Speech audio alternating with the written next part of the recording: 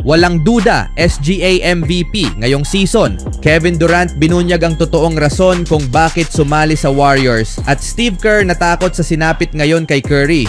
Tama lang ba ang pinagagawa?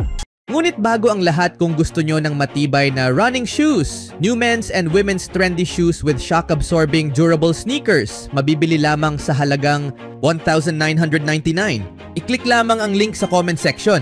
Ang Oklahoma City Thunder ay nagbigay ng matibay na pahayag kung sino ang maaaring pinakamahusay na team sa NBA sa isang malakas na panalo, 134-114, laban sa Cleveland Cavaliers nitong Biyernes ng araw. Bagamat nanalo ang Cleveland sa unang pagkikita ng dalawang koponan noong nakaraang linggo, tila malayo na ang alaala ng laban na iyon matapos ang muling pagtutuos sa Paycom Center. Sa natitirang 2:17 minutes in third quarter, hawak ng Thunder ang 42 kalamangan, 115-73. Pinangunahan ni Shai Gilgeous-Alexander ang Thunder na may 40 puntos at 8 assist, habang si Luguentz Dort 6 for 9 from the 3-point range para sa kabuuang 22 puntos.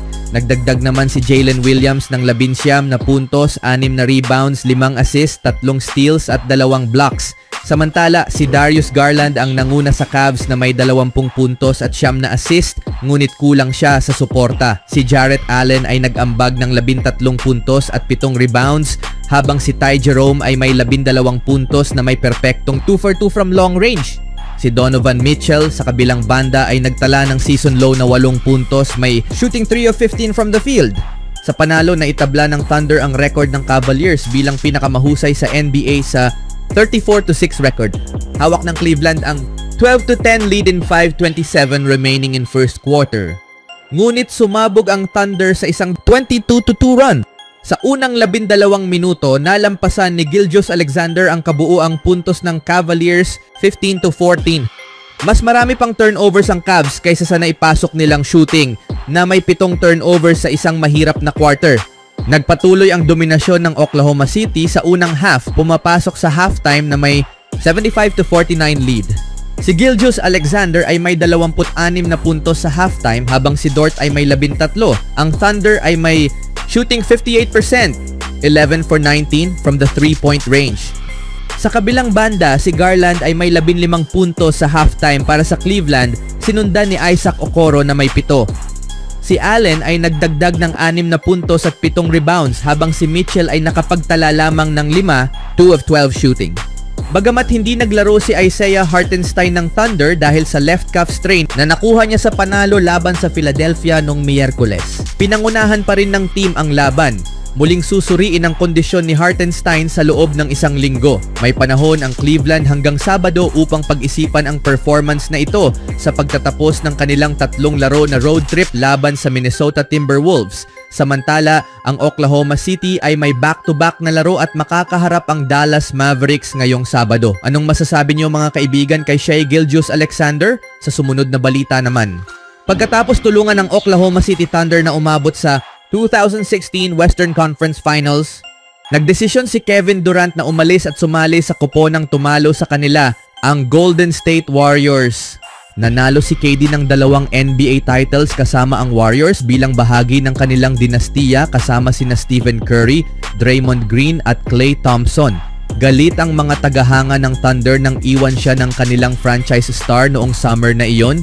Ngunit sa isang kamakailang panayam sa Out the Mud podcast kasama sina Zach Randolph at Tony Allen, ipinaliwanag ni Durant kung bakit talaga siya umalis at malinaw niyang inihayag na nauunawaan niya ang galit ng fans.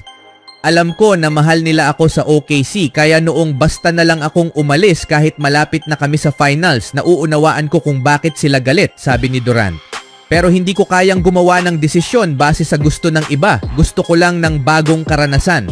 Hindi nagawang makamit ng Thunder ang kampyonato noong panahon ni na KD at Russell Westbrook. Natalo sila sa 2012 NBA Finals laban kay LeBron James at sa Miami Heat. Bagamat nagtagumpay ang OKC sa ilalim ng pamumuno ni Durant, malinaw na nais niya ng bagong simula sa ibang lugar. Sinabi ni Durant na ang kagustuhang hindi lamang maglaro para sa ibang koponan, kundi mabuhay din sa ibang lungsod, maglaro ng ibang estilo at magtrabaho sa ilalim ng ibang pamamahala ay mga dahilan sa kanyang desisyon na pumunta sa Bay Area.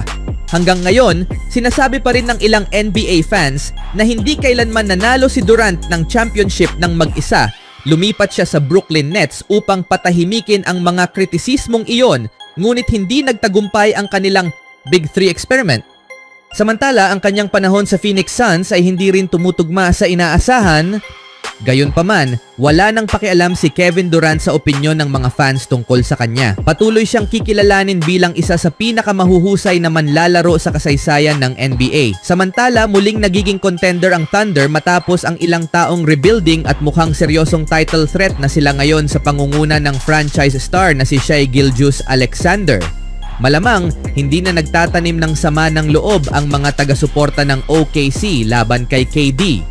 Sa ibang balita naman, ang Golden State Warriors ay bumalik sa .500 record matapos ang isang kapanapanabik na panalo laban sa Minnesota Timberwolves na muntik nang mawala sa kanilang kamay. Matapos ang nakakahiya nilang pagkatalo sa Toronto Raptors, kailangang magpakitang gilas ng Warriors at sa unang quarter pa lang ay mukhang nakamit na nila ito. Naglaro sila ng malakas at nagtala ng 34-12 lead. Ngunit kinailangan nilang pigilan ang huling pagbawi ng Timberwolves na nanalo sa huling quarter 37-29 upang makuha ang dikit na panalo. Si Steph Curry ang nanguna sa puntos para sa Warriors, kasunod si Andrew Wiggins, habang si Anthony Edwards ay patuloy na nagpapakita ng dominanteng anyo. Gayunpaman, hindi lubos na natuwa si Steve Kerr pagkatapos ng panalo at inamin na ginawa niya ang isang bagay na talagang kinamumuhian niya, ngunit wala siyang magawa. Ayaw ni Steve Kerr ang ginawa niya. Ang kasabihan ng Warriors sa ilalim ng pamumuno ni Steve Kerr ay strength in numbers, ngunit tila hindi ito umaayon sa kasalukuyan nilang sitwasyon. Bagamat nagsimula ang season na may malalim na roster, bumagsak ang kanilang konsistensya at forma, dahilan upang malaglag sila sa standings. Dahil dito, mas nagtiwala si Kerr sa mga veterano, kung saan si Steph Curry ay naglaro ng team high 37 minuto laban sa Timberwolves. Para sa isang manlalarong kadalasang inaalagaan lalo na sa regular season, ito'y kakaiba at nakakaalarma dahil bawat isa sa 37 minutong iyon ay kinakailangan upang makuha ang panalo. Inamin ni Kerr na hindi niya gusto ang pagtaas ng minuto ni Curry, ngunit ito ang kailangang gawin sa ngayon para umangat ang Warriors sa standings. Sinabi niya, "Ayoko na tumataas ang minuto niya, Steph Curry. Ayoko nito, pero kailangan nating gawin ang dapat gawin. Sana kapag nakabalik na ang mga reinforcements, maibaba natin ito sa 30 to 32 minutes. Ngayon kailangan natin itong gawin at may ilang araw siyang pahinga bago ang susunod na laro, kaya mahalagang makuha ang panalong ito." Ang Golden State Warriors at Steph Curry ay nasa mapanganib na sitwasyon. Aminado ang Warriors at si Kerr na hindi nila isusugal ang hinaharap ng team para sa mga win now na piraso kung hindi sila kumbinsido sa potensyal ng kasalukuyang team. Gayunpaman, ang sobrang paggamit sa minuto ni Curry para lamang makuha ang isang panalo ay hindi rin mainam, kaya't inamin ni Kerr na kinamumuhian niya ito. Ang katotohanan ay nasa delikadong landas ang Dubs at si Curry. Narating nila ang isang puntong kinatatakutan ng karamihan sa mga koponan. Maraming nagsasabing hindi sila sapat para manalo ng kampyonato o seryosong makipaglaban para rito. Ngunit masyado rin silang magaling para magsimula muli, lalo na't nasa roster pa sina Curry at Draymond Green. Sila'y parang nasa gitna lamang, pilit na lumalangoy upang manatili sa ibabaw, ngunit walang malinaw na direksyon. Anong masasabi niyo mga kaibigan? Kailangan bang gumawa ng trade ang Warriors nang sa gayon mabawasan ang minuto ni Curry? Even when you feel low, you can still go. Even when you feel slow, you can still go. Even when there's no hope, you can still go. I never answer to no, man, I still go. Go, go.